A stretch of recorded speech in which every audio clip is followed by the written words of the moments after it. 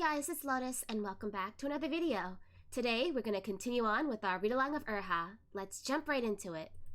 Chapter 144, Shizun, I Like You.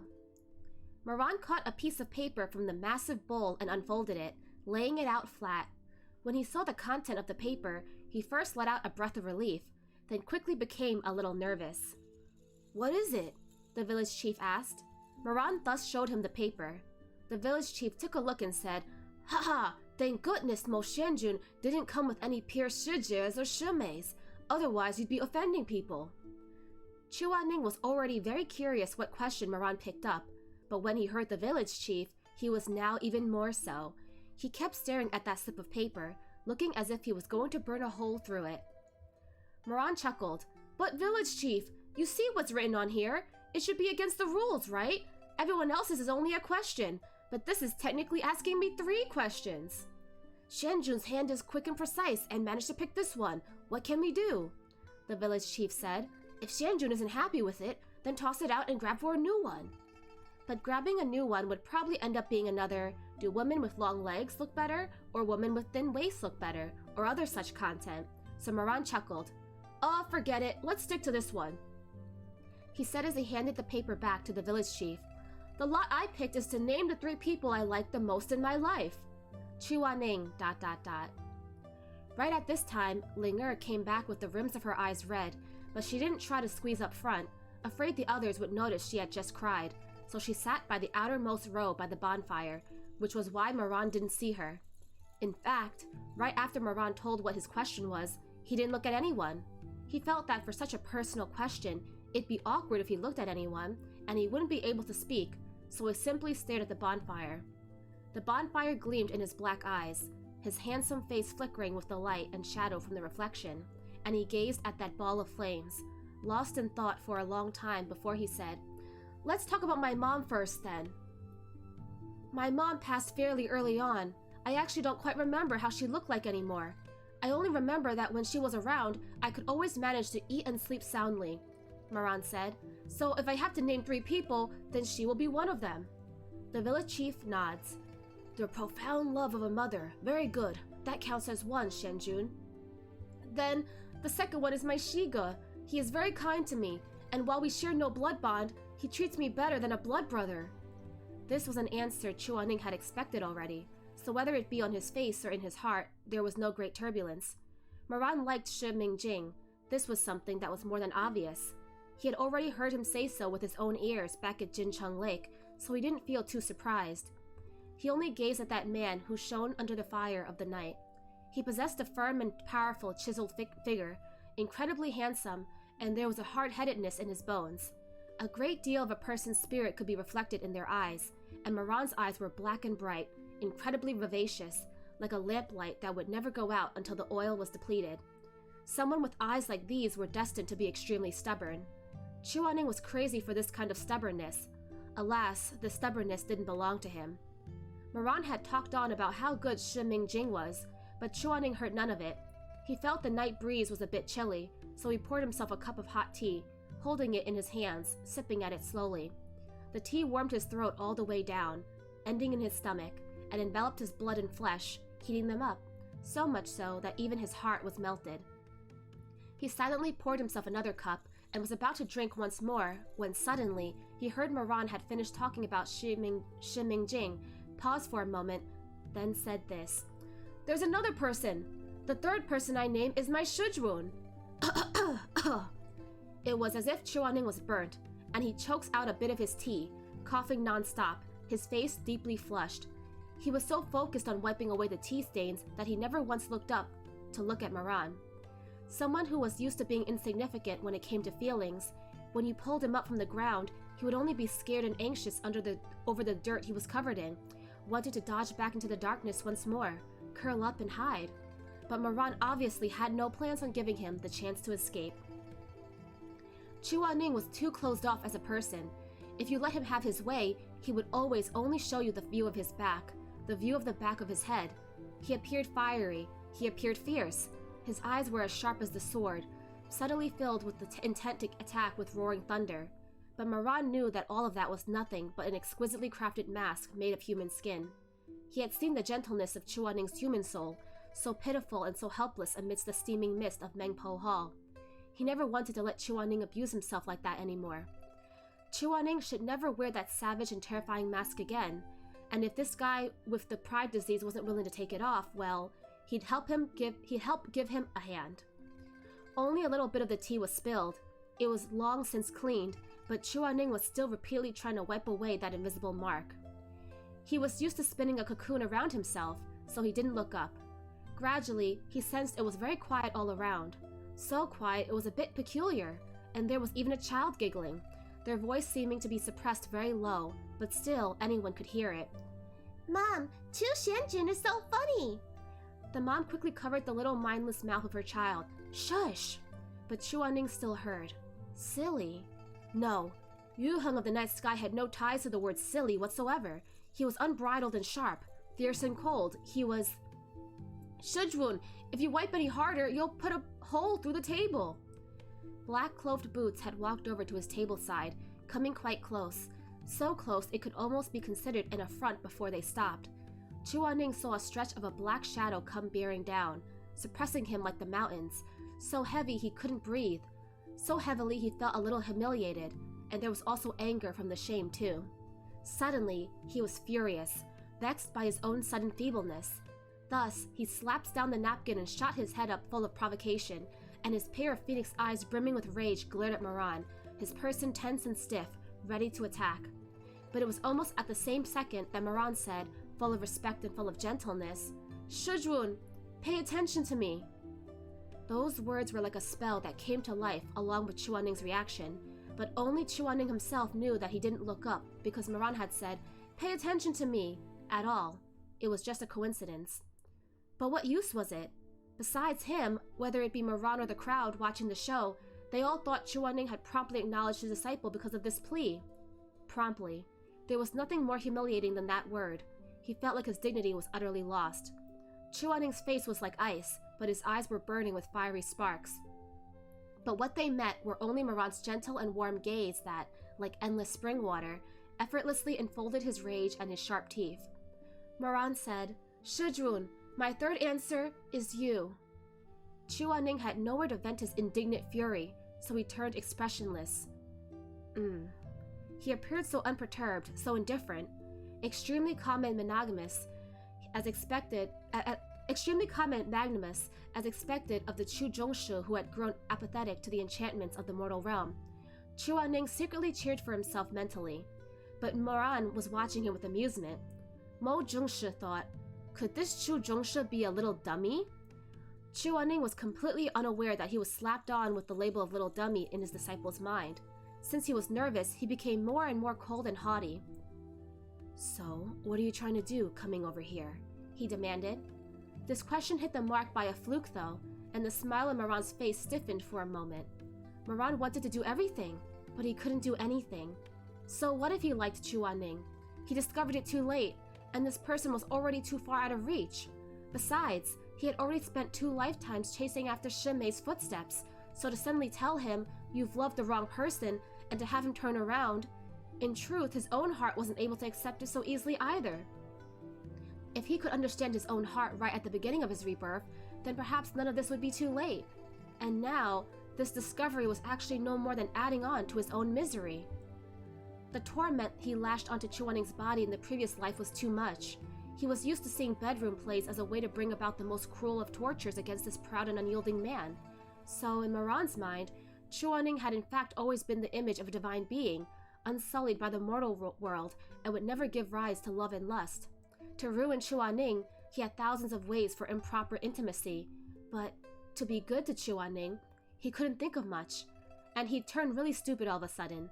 He only knew to maintain distance with Shizun and worship Shizun at the altar while he himself prostrated below. This like had in fact included a scalding and secret love, but Moran could not let Chuaning notice. He could only restrain himself while he used the affection between master and disciple to disguise this feeling of adoration, then very respectfully presented before Chuaning. Thus, Moran responded, "I just wanted to let Shizun know, that's all." ... Chuaning watched him quietly. Moran added, "It's just, I couldn't help but want everyone to know." No, what? Moran suddenly laughed, his black eyes incredibly bright, so bright it was scorching, and could cover up the turbulent undercurrent of desire below. Know how lucky I am, he said with a happy grin, that I've gotten the world's bestest Shizun. He used 3 bestes. It was extremely clumsy, but he worked extremely hard to express himself. Rather, the style of Moran's rustic simplicity. Chuaning gazed at him with an unfathomable look, and only his lashes quivered for a moment. Moran inhaled deeply. He didn't know where the courage was coming from, but he felt if he missed this chance, then he might not be able to express himself so daringly and without scruples again for the rest of his life. He half knelt abruptly, wanted to be at the same level as the sitting Chuaning, but unfortunately his build was too big, and even while kneeling, he was still looking down at Shizun. But he couldn't care about that now. He could only feel how fast his heart was racing and how rapid his blood was flowing. Shizun! ... Chuaning suddenly felt danger. The eyes of this man were too burning, and it forced him to lean back. But in the end, the sharp arrow still pierced through his heart.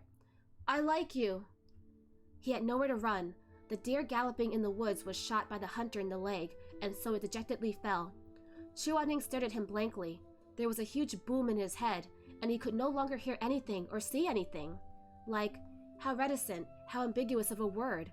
It wasn't as straightforward and naked as love, burning people the moment it said, but it had so many ways for interpretation, and had given countless pinning lovers the chance to confess whilst pretending to be calm, venting the overflowing love in their hearts.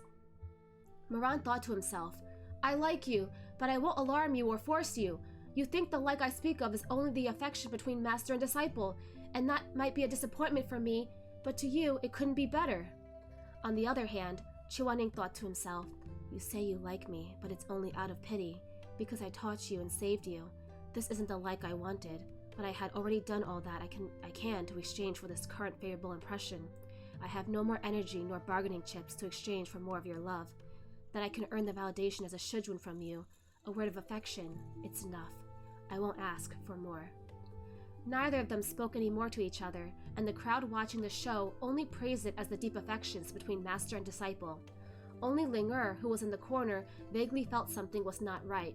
She studied Moran's handsome face, and upon that face was a desire too deeply suppressed and a fervor that made her feel weird. But she was honest and pure after all. Someone who had grown up in a small village, had not ever heard of homosexuality, and all she felt was strangeness. But how was it strange? She couldn't say. There would always be some people in this world too, when they weren't in love, they could be heartless, fearless, domineering, and unafraid even if the King of Heaven was to come. But once they did fall in love, it was raging fires and cooking oil, their hearts burning, their eyes red, yearning constantly for the love and desire in their hearts to be discovered by the other, wanting to plunge into the sea of desire together, never to part. However, if the other really was going to discover it, they'd steep in fear and trepidation, alarmed and anxious, scared the other wouldn't like them, scared of being rejected, scared of this, scared of that, and never mind the King of Heaven.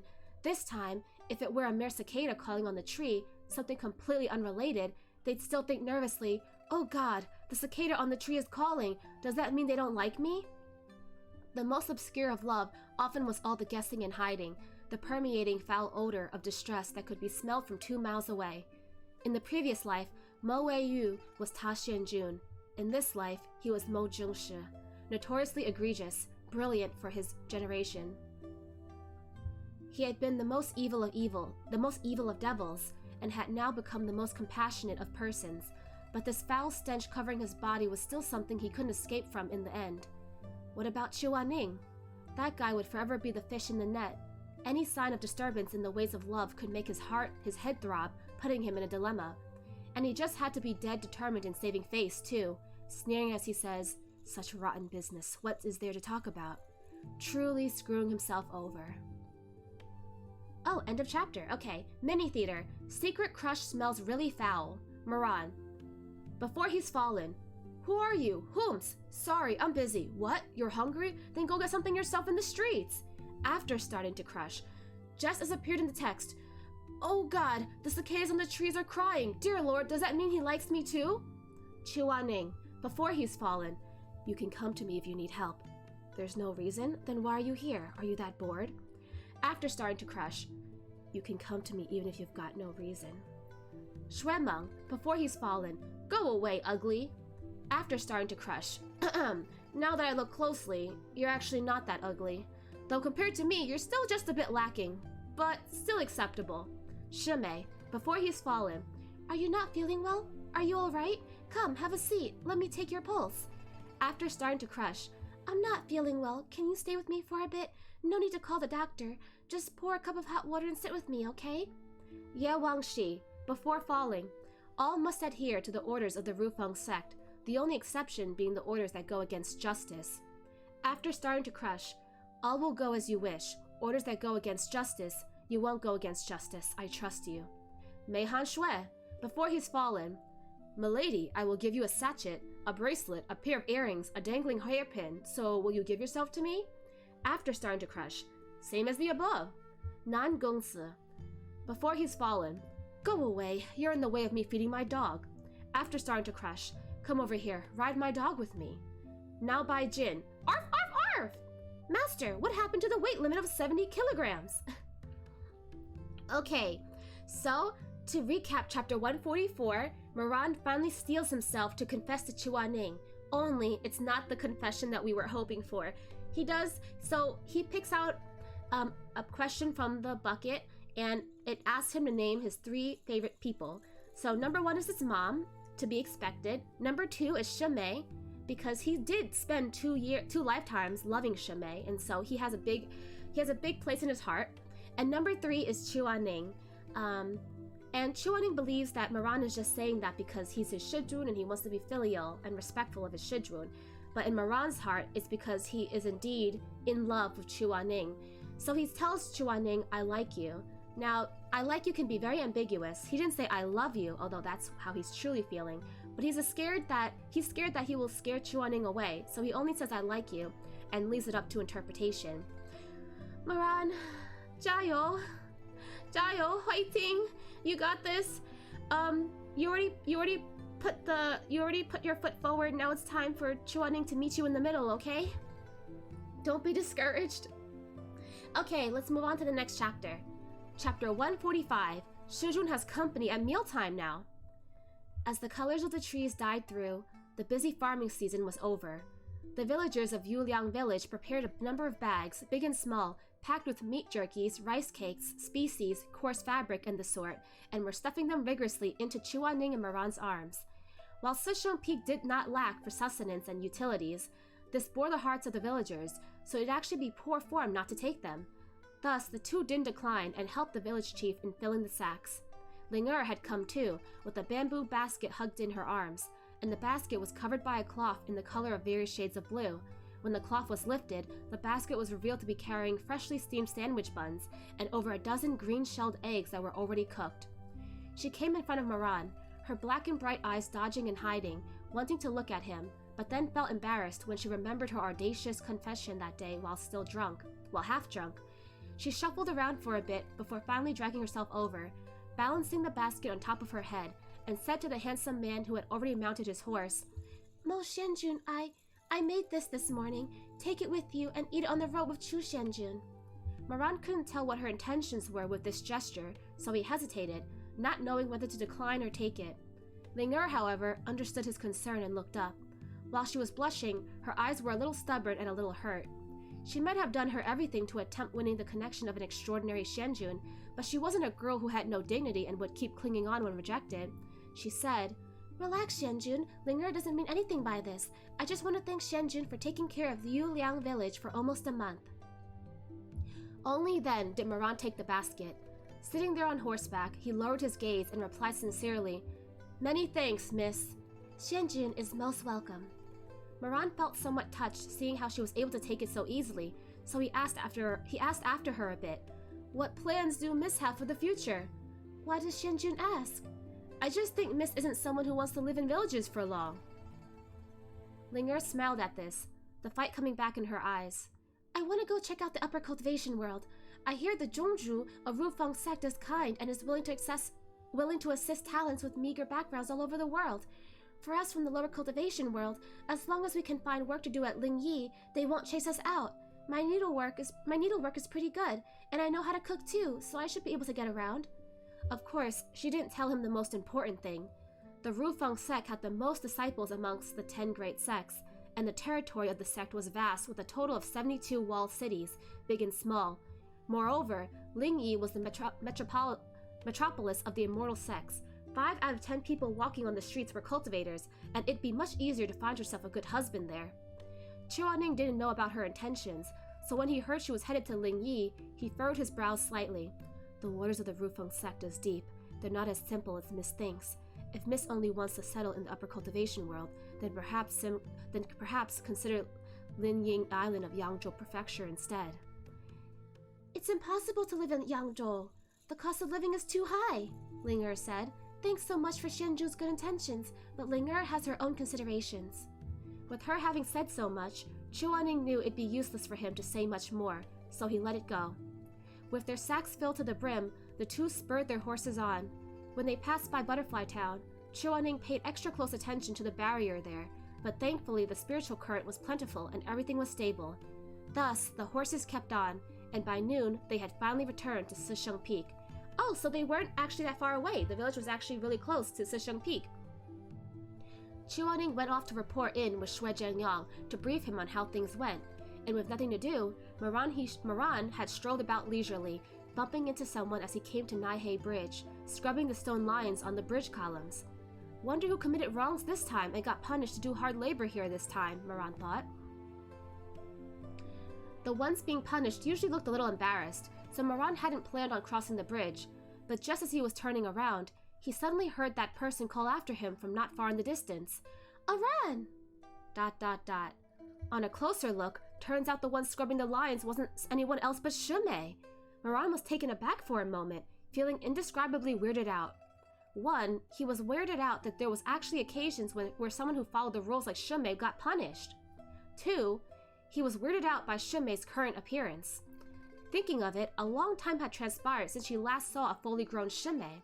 However, he had never familiarized himself with his present looks and figure, so instead, with the passing of time, they were growing further and further apart, to the point where Moran surprisingly didn't recognize him at first glance at the bridge. Why are you here? Did something happen? Did you do something wrong? Moran walked over to him and asked. Shumei looked a little ill at ease. Together with the young master. Meng?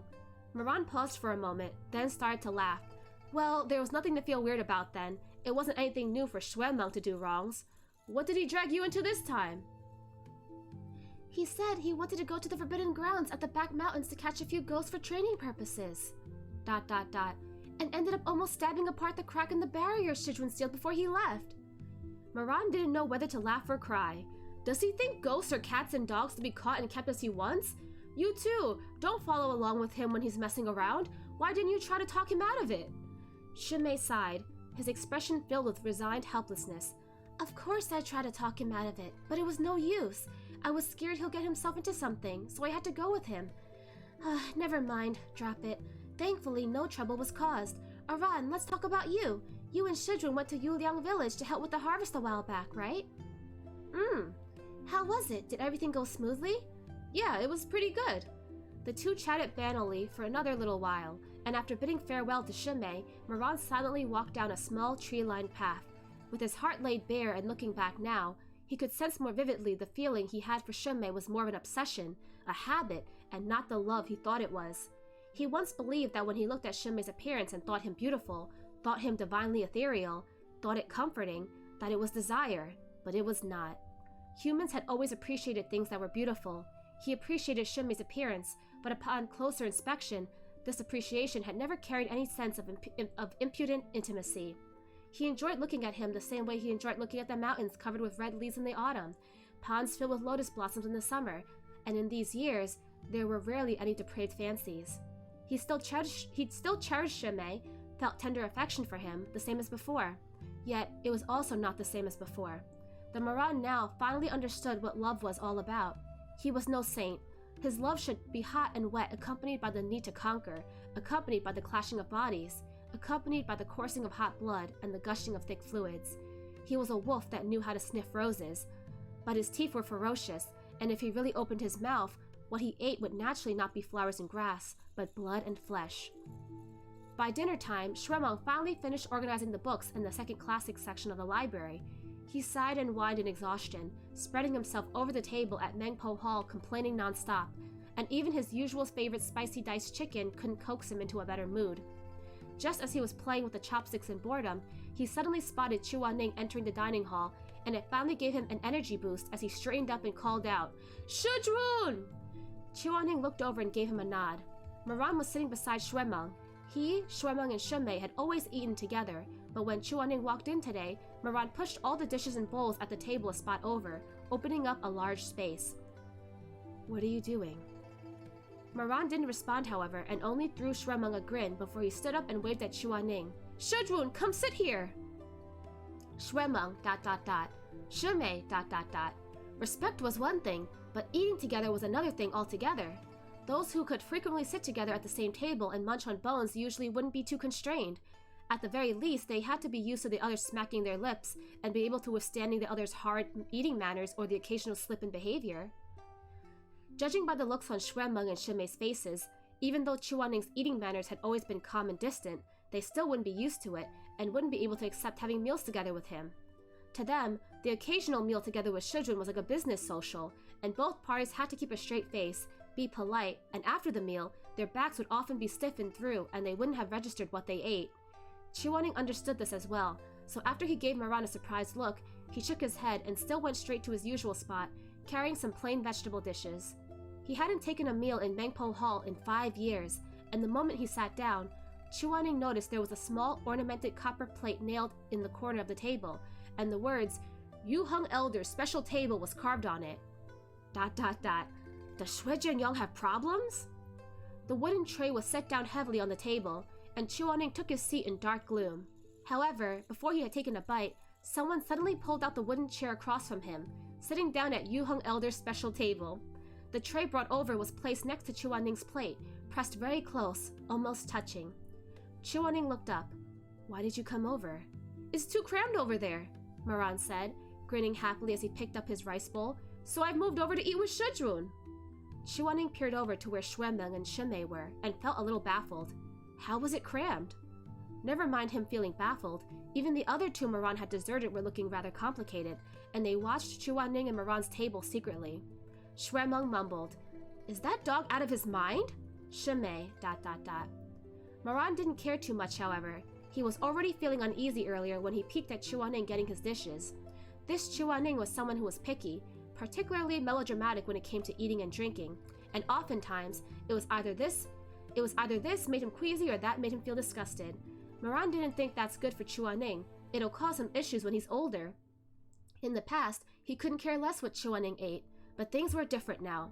Likes and dislikes aside, even if Shizun spoke for himself, Moran still had to properly feed his Shizun. But feeding Chuaning was a form of art in itself.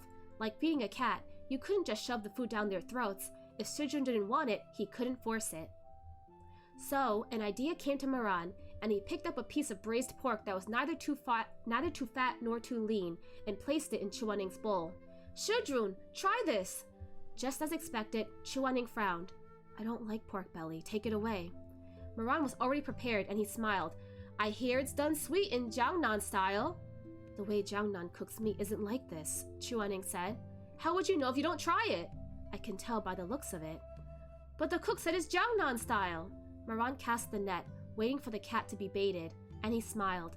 "Mengpo Hall's cook is an old chef. How can he be wrong? It must be Shizun who's left home for too long and forgot what braised pork looks like from your hometown." "Nonsense. How could I possibly get this wrong?" Chuaning countered. Moran ate a piece himself and looked as if he seriously tasted it in his mouth, then said earnestly, "I think it really is Shizun who's wrong. This meat is really sweet. Why don't you try a piece if you don't believe me?" Chuaning did not notice Moran's ulterior motive at all. He was feeling a little indignant, so he picked up the braised pork in his bowl with his chopsticks and put it in his mouth. "What do you think?" Moran held back his laugh, watching this big white cat who got baited. Chuaning frowned solemnly and replied, "It's not it. The taste of star anise and fennel is too strong. I'm going to go tell the cook. This isn't how you make Jiangnan's braised pork." Wait! Moran immediately pulled him to a stop and couldn't help but feel a little speechless. Who would have thought this guy would take this so seriously? If Chuaning really did go argue with the cook, wouldn't he be exposed? He quickly said, "Don't be in such a rush, Shizun. The cook must be busy right now." Since Shizun says it's not right after trying it, then it definitely isn't. I'll go and tell him in a bit. Let's worry about finishing our meal first. Chuaning thought about it and realized that's true, so he sat back down and continued to eat away quietly. And so, Moran began to scheme and schmooze him again, picking up a piece of fish this time. Chuaning's chopsticks faltered for a moment. Shadfish? No, take it away. Why not? Don't like it. Moran laughed at the answer. Is it because it's full of bones? No. But every time Shizun eats fish, it's always the ones without bones, or ones with larger bones that are easy to pick. No way Shizun won't eat it because of a small boned fish, right? Ha ha ha. He was very familiar with the weaknesses in Chuaning's personality, grasped it extremely well, and sure enough, Chuaning was eating the food again. He was slightly furious and said, "How ridiculous." Then he picked up the piece of shadfish Moran had given him and ate it, proving with his actions that it wasn't that he wouldn't eat fish with a lot of bones. And just like that, under Moran's cajoling, Chuaning unwittingly ate way more dishes than he usually did, and almost every category of vegetables and meat was touched at least once. What would have been a meal that could be finished really fast if he was alone dragged on for almost a good 2 hours in a mess of confusion before the meal was over. By the time they cleaned up their bowls and chopsticks and exited, Shuemeng and Shimei were already gone a long time ago, and there were only a couple of disciples left inside Mengpo Hall. Moran accompanied Chuaning down the tree-laden small path to return to the Redlow's pavilion as the sun rolled obliquely towards evening, with twilight merged into complete darkness. As the night breeze blew, Moran strolled languidly with his arms pillowed behind his head, and all of a sudden, he smiled. "Shizun!" "What?" "Nothing, I just wanted to call you." "I think you stuffed yourself tonight." Moran's smile grew softer. "Yeah, so stuffed. Shizun, can I keep eating with you in the future?" Even though he knew Moran didn't mean anything by it, Chuaning's heart still couldn't help but skip a beat. Thank goodness his eyes were still calm and quiet. "Why, are you fighting with Shuemeng?" No. Moran waved his hand and smiled. "It's just, I haven't eaten with them in too long. It's been 5 years, so sitting together again feels a little awkward.